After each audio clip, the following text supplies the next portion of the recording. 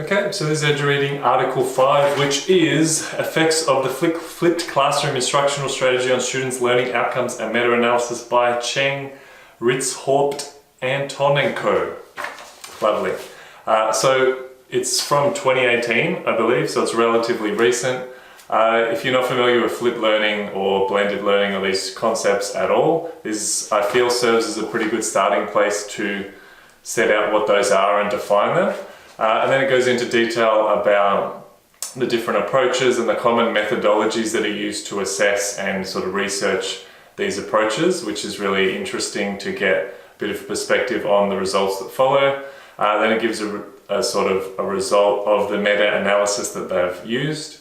They cite Jean Glass, who is the sort of progenitor of educational meta-analyses.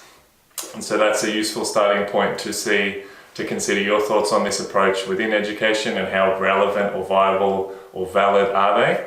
And it also just gives us a little bit of space to discuss flipped learning and how it might work or not work in various settings. In my own experience as a high school, secondary school educator, it has some relevance and validity, but as a sort of, it's not something I would propose as a broad intervention across a system. It requires a great deal of teacher time, a great deal of teacher technological expertise, and it requires a shift of the role of the teacher as well as the role of the students, and it places a clear burden on students doing work at home or in class in a sort of dynamic way.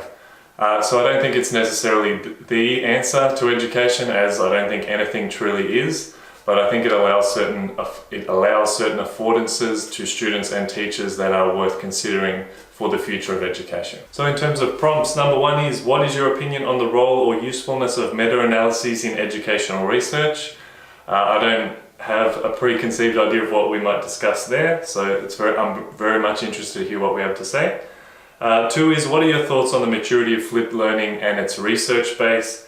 How would you address these things? So do you think it's advanced? How would you make it more advanced? Do you think it's weak? How would you make it stronger? So we're sort of considering research methodology and basically approaches to research and how things can be improved in that section. And then lastly, flipped learning frees up time. I think that's a non-controversial statement for students at least. Obviously it's at the expense often of teacher time. But flipped learning frees up time. What pedagogies do you feel are most important to use in this time? So those are the three prompts. Feel free to kind of go off on a tangent as you feel and discuss what the article brought out for you. But I think these three prompts give us a really interesting starting place to discuss. Looking forward to it. Cheers.